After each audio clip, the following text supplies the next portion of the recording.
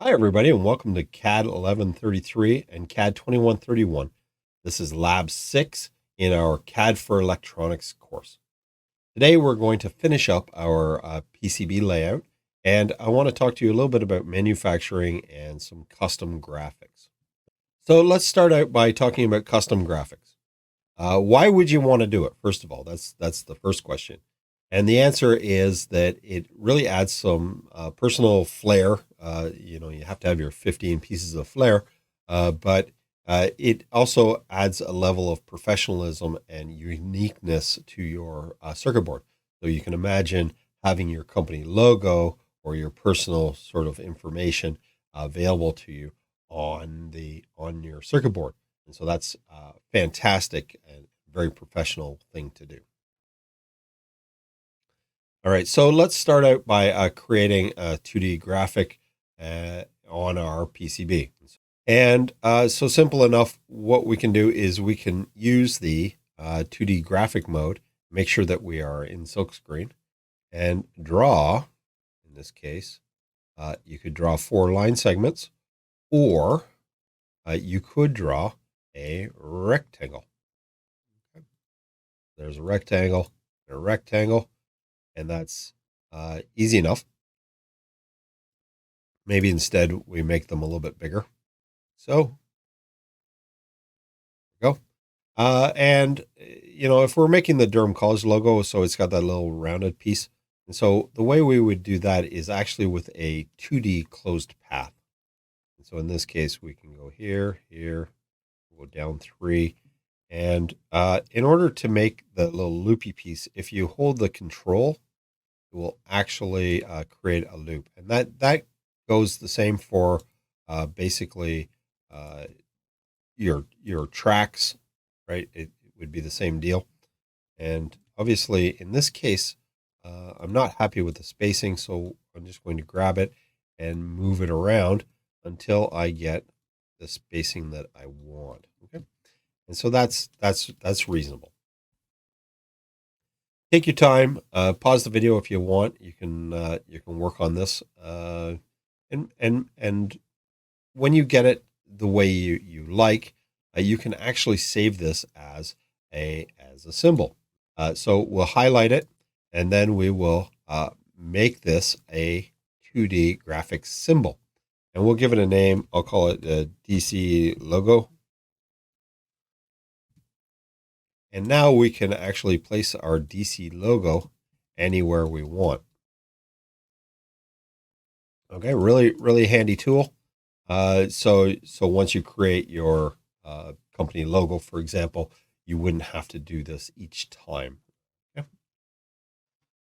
Okay, so one of the things that I like to do is to have a little bit of space where I can write onto the circuit board. In this case, my name and which revision of the software it happens to be. In this case, this is set up as a 3.3 volt. As I mentioned earlier, some of the earlier versions were 5 volt, but change the regulator out and a couple components, and we're good to go at 3.3. And typically, I'll also put on here the software revision. Okay, so how do we create this? So simple enough, we would go back in and create a 2D graphics. In this case, we'd make a box, but we want it filled in. So what we're going to do is we're going to right click on this, and we're going to edit the properties. And in here, when we edit the style, we want to change fill from none to solid and say this graphics only.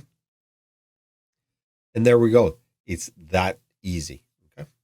Okay. While we're at it, we should add some text. You can see here both on my example and on the screenshot, we have some information that isn't going to change. So this revision number, for example, is the revision of when it was made, or the revision, hardware revision, and when it was made. So this was made back in 2018.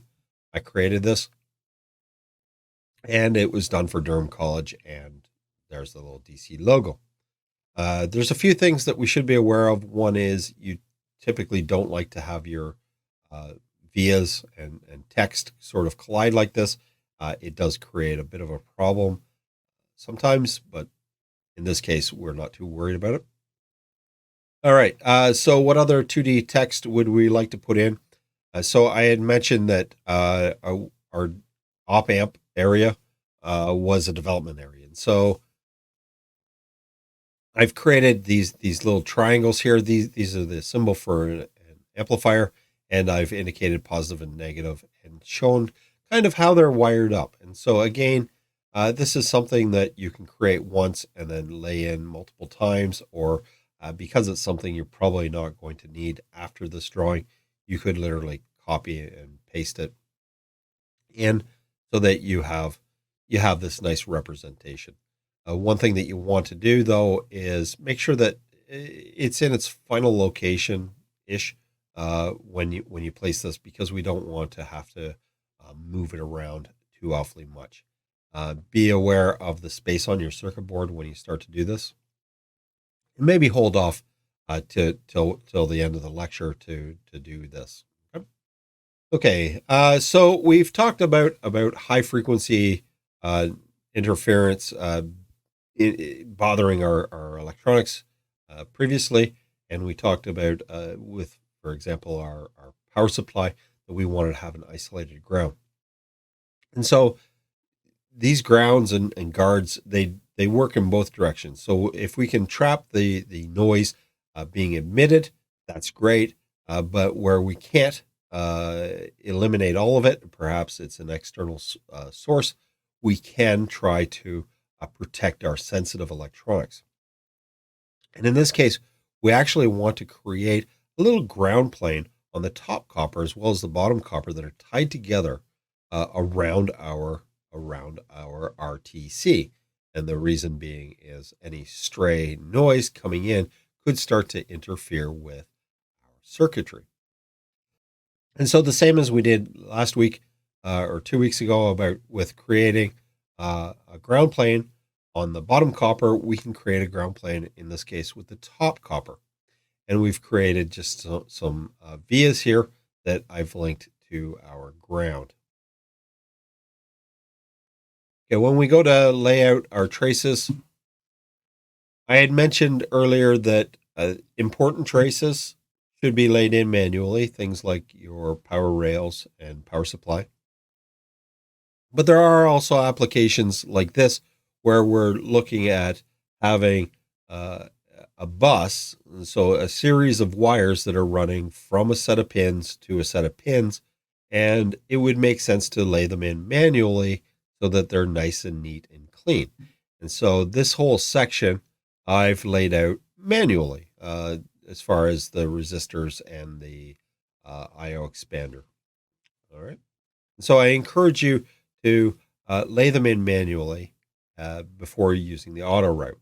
And know that if you do lay out the traces manually, auto route will not rip them up. Okay, it'll rip up its own stuff, but not anything you've laid in manually. Okay, the next thing that I want to talk to you about is how do they make a PCB? I mean, it seems kind of magical these days.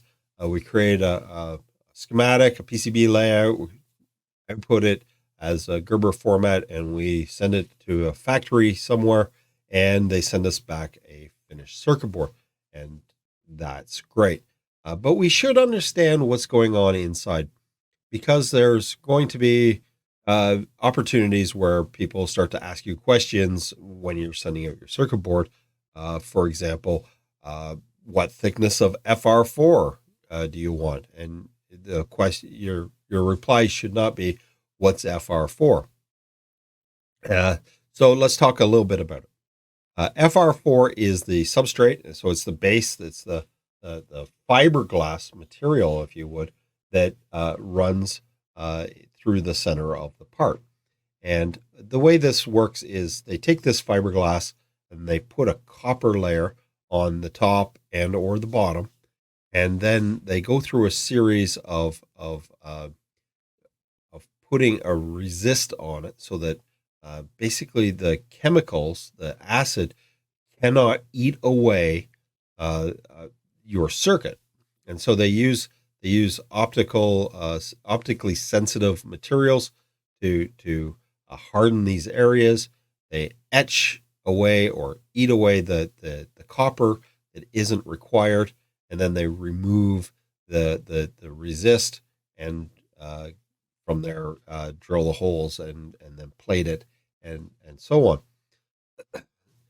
They also have multi-layer boards where you can take two circuit boards, if you will, and put a material in between it and squish them together, and you can create multi-layered circuit boards. And so I've given you a link here. There's a couple of them. If you look around, you'll find quite a few videos on how circuit boards are made, and I highly encourage you to watch them because they're fascinating, and the process does vary. There's actually a lot of different types of circuit boards. Okay, there's flexible circuit boards, there's aluminum circuit boards, there's the FR4, there's a hybrid where they'll actually create a fiberglass circuit board and then mill away most of the material so that it becomes flexible in one area. And so you could make a cube, for example, out of one piece that would all fold up to like origami. All right. And so watch one of these videos, go through it, and appreciate all the work that goes in that typically is outside what we do as designers or technicians. Okay. As I mentioned, our job typically ends with sending out the file, and I had mentioned a Gerber format. And so Gerber is basically it's just a standard way to communicate the file. It's just a format. There's nothing magical or special about it other than everybody uses one of the several Gerber standards. And we do need to be aware of how we output, because some board manufacturers like one style and others don't care or use it. Okay, so I have a file. I'm ready to output this as my finished product. And so, how do we create a Gerber file? We're going to go to Output. We're going to go to Generate a Gerber file. We're going to do the pre-process run. And it's very important that you actually read what it says here, because if it does find a problem, you're going to want to at least evaluate it, if not deal with it. Okay. And so here we go. I have 0 errors, 0 failed, 0 warnings, and 17 passed. This is fantastic. If something fails on here, it doesn't mean that you can't send it. It just means that it's violated one of the design criteria. For example, if I have an area that has 2 pins that are too close together, but I've done this intentionally, it's going to show it as an error, but you can accept it and keep moving. Okay, so the next thing is that we need to set up how and what this is going to output. And so obviously we're sending this to the board house, so they're going to need the top and the bottom copper. They're going to want the top silk. The top resist and bottom resist is for basically where we don't want to be able to solder. And the top paste is where we would put the solder paste if we were doing SMT stuff. And then the top assembly board edge is overlaid, and that's fine. The mechanical, we can basically leave everything here. You definitely need the drill. And we want to also set this up to output as a single output zip file. The other thing that I like to do, because usually from here I'm actually sending the email, is to automatically open the output folder, not the zip file itself, but the folder. And here's where we would choose whether we're sending it out as Gerber X2 or as the RS 274X, which some board manufacturers require. You may also need to play around with whether you're outputting your file in metric or imperial, especially if you're sending it to for a milling process, let's say. We're just going to leave it as is, and we're not going to view the Gerber file just yet, but we'll say that we want to put this in, let's see, my desktop. How's that? Okay. And we'll leave the project name the way it is. We'll say okay. And it appears that nothing's actually happened, although it has. It's actually created the zip file over on my desktop. So let's talk next about how to view this Gerber file. And so the way to do this is we'll go over here to the Gerber viewer, this button here. And it looks like a PCB layout, but it's not really. We're going to go to open a CAD CAM file. And in this case, we want to go to our desktop, and we're looking for that zip file called 2019. And notice that it's not showing up. And the reason it's not showing up is because we actually put it into a zip format. We need to change to zip archives. And now we can see the file. And so we'll say open, and we can see everything that's going to bring in. So mechanical and top paste, etc. I'll say okay. And here it looks very much like our PCB layout, but note that you actually can't change much. Okay. For example, if I wanted to move something, it wouldn't allow me to do it because it's a viewer. Now I can muck about and add some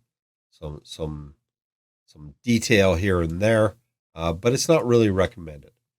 Where this becomes very useful is when you start to panelize your circuit boards. So, for example, if I had 5 boards that are all going to be the same, or 5 different designs, but I want them all manufactured at the same time, I can actually import them and lay them out appropriately. There's a couple steps that you need to do in between, and we're not going to worry about that today. All right. Okay, so the next thing that I want to talk to you about is called a project clip. You can imagine that you've spent a lot of time creating something that's going to get used over and over again, but you don't want to have to copy and paste it, especially if you've taken the time to create a footprint for it. Now, this is a great example of this is fan outs for very large components, or in this case, I have an Uno that I want to like a Pro Micro that I want to bring into not only my schematic but my my PCB layout. And so the way that we do this is through a project clip. And you can find that in File, Import a Project Clip. And we can browse to wherever you've downloaded from DC Connect the project clip. And it's called PDS clip. A long mouthful there, but we're just going to open it and bring it in. And so we can place it pretty much anywhere. I've just got a blank drawing here. But let's talk a little bit about what's going on here. The first thing is that we have the Pro Micro socket, okay, which is basically how this is going to connect to our circuit board, and the model for the Arduino, okay. And so when we go over to our PCB layout, you'll notice that there is 2 components, and they're joined together. They're highlighted in blue, and there's a little set of scissors here to show that it's a clip. And when I place it, it's going to place both components. These components are tied together, and so this is a unique footprint, and a component that's attached to it. Obviously, if you had a standard power supply that you like to use, you could create a project clip for that and then just be able to import that power supply over and over again, which I have done in my day job, where I had several circuit boards with the same basic switch mode power supply. And so I just drop it in almost like a jelly bean. So to reverse the process, you'd basically do the same thing. You would start by highlighting your PCB and then go to your schematic. You highlight that and then right click and export project clip, and you can call it something else. Very, very powerful tool, but be aware of creating too many iterations of the same thing. That's the downside to that. Okay, so for your homework this week, I want you to basically create a couple footprints, one for the battery holder, one for the crystal, and we want to modify the footprints for the following components. Take your time and pay attention to detail, okay? What I'm looking for is basically come up with something that looks similar to this. It doesn't need to be identical by any stretch of the imagination, but I want something that I can mark and get back to you.